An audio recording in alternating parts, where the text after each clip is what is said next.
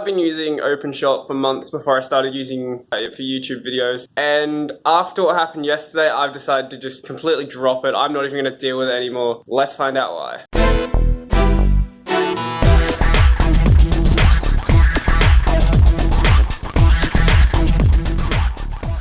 Good morning everyone, and welcome back to the channel. So, you might wonder why I don't like OpenShot anymore. So basically, I'll explain what happened in full, pretty much, cutting any details that aren't super important. So right now I'm editing well, I guess I've finished editing it with my new editing software, but at the time I was editing a video, and I had cut everything together, put in all the resources that I wanted, everything worked fine, I watched it through on the timeline, perfectly fine, not a problem at all, it scrubs perfectly. OpenShot doesn't have a problem with anything. Then I go to render it, and it locks up at 14.7%. I was like, okay, that's a little weird. I guess I will restart OpenShot and start the render again. Try it. Locks up at 14.7%. I was like, okay. Something's weird here. Just the easiest fix, I go to reboot my computer. Locks up at 14.7%. Like, alright. I uninstall it. I reinstall it. Locks up at 14.7%.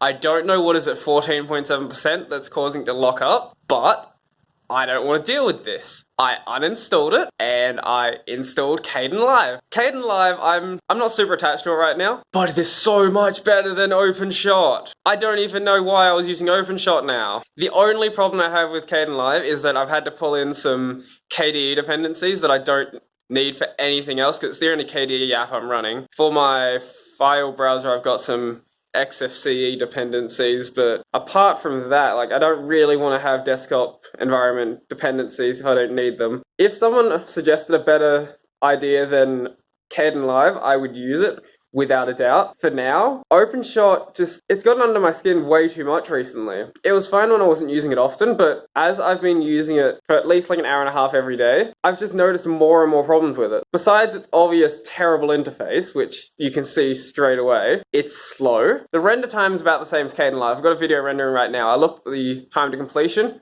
maybe a delta of 30 seconds, and that, I don't really care. My videos aren't so massive that the render time really matters. I usually render in like 15-20 minutes on my computer, which I know is still a long time for what I'm doing, but I'm just rendering them on I think I've got an i7 7500U, so a couple-year-old mobile i7. When I say it's slow, I mean it's slow to scrub through the timeline. I would have one effect, let's say for my intro. So in my intros, you know that I usually have a fade. So if I go over that, it just... Oh, I shook the camera there. It just judders, basically, which should have been clear from the imagery that you just got there. I'm sorry about that, that was not my intention. With scrubbing the timeline, because of that, it's not just with fade. So if I would have, say, a picture or some text, it would do the exact same thing. Sometimes even without that, I would just cut the clips, and that jump between clips would be enough to just kill OpenShot, and it would just freeze up for like a fraction of a second, which would make video editing so much harder. One thing I like about Kdenlive, obviously it doesn't do that. The fact that it doesn't do that is good enough. I can see the audio track. I don't know if there's a way to do this on OpenShot, there might be. If there is, then this isn't really an advantage, but by default, Kdenlive will show the video track and the audio track. So I will pause a lot, and it makes editing those out in OpenShot way harder, because I have to like actually look at the clip and see where I'm stopping. But in Kdenlive, I can just look at where the audio track dips to 0, and I tend to say so a lot, which I cut out from the videos. In the earlier ones, I'm pretty sure I left them in, but in the most recent ones, I've been cutting them out, because I'll usually say so, and then pause for a couple of seconds. Completely destroys the flow of the video. But editing that out in Kdenlive, way easier. Another problem I have with Kdenlive that wasn't present with OpenShot is I don't think there's a way that I can delete a clip without clicking on it, which annoys me. I don't particularly want to click on it. This is why I'm not super attached to Kdenlive. And if someone offers me a better solution, I am more than happy to take it.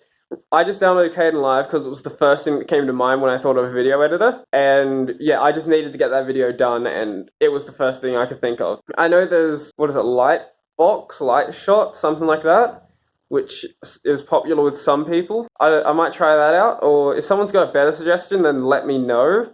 obviously it has to be a program that I can run on my Arch system. I'm not going to run a Windows VM or something like that just to edit video. But if someone's got a better solution, then just let me know. Or if someone wants to tell me why OpenShot's the greatest program ever and I'm a terrible person for not liking it, then I guess you can let me know that as well. Okay. One thing I do want to make clear, if you use OpenShot, I don't care. You can love OpenShot. It can work perfectly on your system. It's not working perfectly on mine, so I'm not using it. I'm not saying don't use it. Okay, that's out of the way now. So yeah, I think that's pretty much everything. I was expecting this video to turn into more of a rant, but I guess it didn't, which is surprising. I just kind of rambled for a while about why I don't like some of the stuff in OpenShot. So did I cover everything? I talked about, so the interface is terrible, it's slow to scrub, and it crashed for no reason. So yeah, that's a good enough reason for me to drop a program. Normally I wouldn't be this annoyed with a program to make a video about it. Like, when I switched from VS Code to Codium, it was just like, okay, that happened. Or I switched from Firefox to Chrome, because Firefox is slow, and Chrome is better. Or I switched from Chrome to Firefox, because Chrome is slow, and Firefox is better. Both of these happened between updates, because they tend to bounce around, but Firefox has been working great on my Arch system, so I'm on Firefox. Not relevant to the video, but I just wanted to say that. Anyways, I think that might be pretty much it. If you liked the video, remember to like and subscribe and hit the little bell icon below if you want to see more from my channel. And yeah, so hopefully Caden Live goes well. If you have a better suggestion, let me know. If not, then yeah, I reckon that's it. So, I'm out.